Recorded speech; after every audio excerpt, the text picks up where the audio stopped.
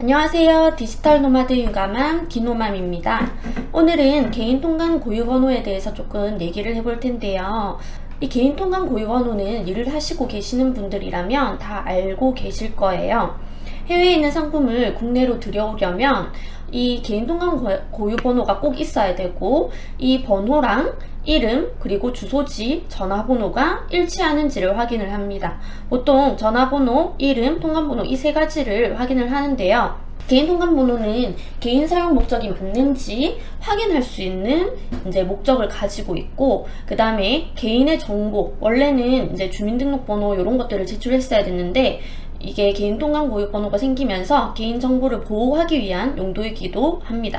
근데 이렇게 연락을 드리면은 욕을 하시거나 뭐 스팸인 줄 알고 차단하시는 분들도 굉장히 많거든요.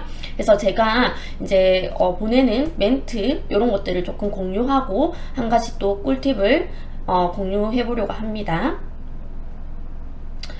저는 요청 메시지를 보낼 때 이런 형식의 메시지를 보냅니다.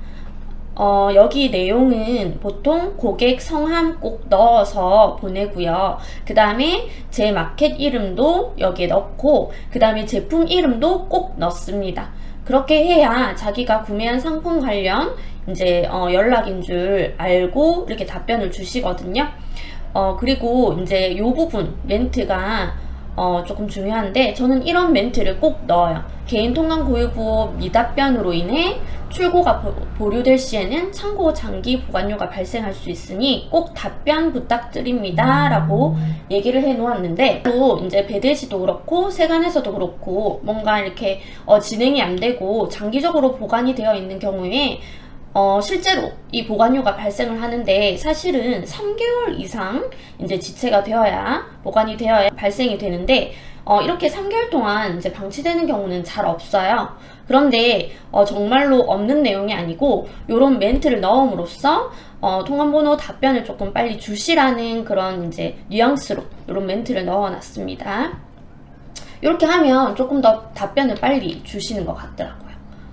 저는 이제 엑셀에다가 주문건들을 다 생성해 놓고 전체적으로 여러 건을 복사해서 붙여넣기를 해서 셀러라이프에서 검증을 하거든요. 그러니까 셀러라이프라는 곳에서 통관 고유부 요 메뉴에서 전체를 복사해서 조회를 하면 여러 건이라고 하더라도 이게 검증이 돼요.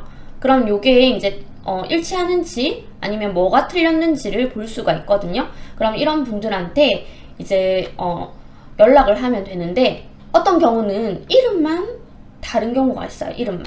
그러면 제가 쓰는 방법을 조금 공유해 드릴 텐데요. 다 다르거나 이제 번호나 뭐 통관번호가 다르다라는 경우에는 연락을 해서 요청을 해 드려야 돼요. 방금 제가 알려드린 멘트로. 그런데 이름만 다른 경우는 제가 어떻게 하냐면, 카카오톡으로 그 고객님의 전화번호를 입력해서 친구 추가를 해봐요.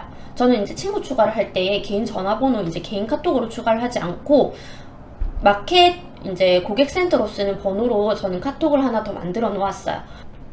그러면 이렇게 프로필 사진을 볼 수가 있는데요. 여기에서 이름 옆에 요 연필 표시를 누르면 친구가 설정한 이름이라고 해가지고 이름이 보여질 수도 있어요. 그러면 그 이름을 넣고 검사를 해보면 이제 맞는 경우가 가끔 있어요. 요 이름이. 그런데 이제 뭐 별명이나 뭐 제가 알 수 없는 그런 것들을 입력해 놓은 경우는 이제 이 방법이 소용이 없어서 그런 경우에는 그냥 이제 문자든 뭐 전화든 계속 지속적으로 요청하는 수밖에 없고, 그 다음에 휴대폰 번호만 일치하지 않는 경우는 통관이 되기는 돼요. 되기는 되는데 아예 배송대행 신청서가 작성이 안 되는 배대지들이 많거든요. 그런데 제가 이용하는 쉬퍼맨이라는 곳이 있거든요. 그러니까 저는 주로 킥스타를 사용하는데 일부 주문권은 쉬퍼맨으로 쓰기도 해요.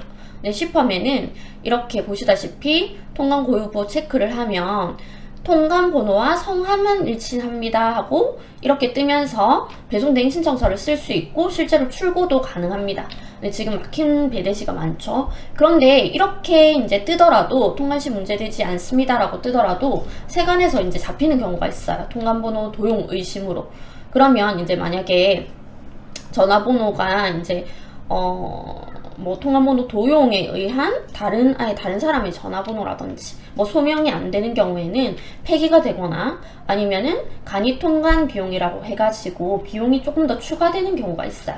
그렇기 때문에 웬만하면 전화번호까지 일치를 시켜주시는 게 좋습니다. 이제 통관번호를 요청하기가 굉장히 좀 번거롭기는 한데, 저 같은 경우는 알리고라는 문자 서비스를 쓰고 있어요. 그래서 제가 주문건을 엑셀로 이렇게 생성을 하면 이렇게 이제 주문건에 대해서 데이터들이 많이 나올 텐데요. 첫 셀을 선택을 하고 1번 셀을 선택하고 데이터에서 필터를 눌러줍니다. 그러면 통관번호가 필드값 없는 것을 선택해서 확인을 하면 통관번호가 입력되지 않은 주문건들만 보실 수가 있어요. 그럼 여기에 이제 전화번호가 쭉 있다라고 가정을 하면 뭐 010, 뭐 1234, 여기가 알리고라는 사이트인데요. 여기에서 이제 아까 이렇게 전화번호를 복사해서 한꺼번에 추가한 다음에 내용을 입력하셔서 한꺼번에 문자를 보내실 수가 있어요. 그러면 이제 발신 전화번호를 고객센터용 전화번호로 설정을 하신 다음에 이제 문자를 보내시면 답변을 받으실 수가 있습니다. 네, 이상입니다.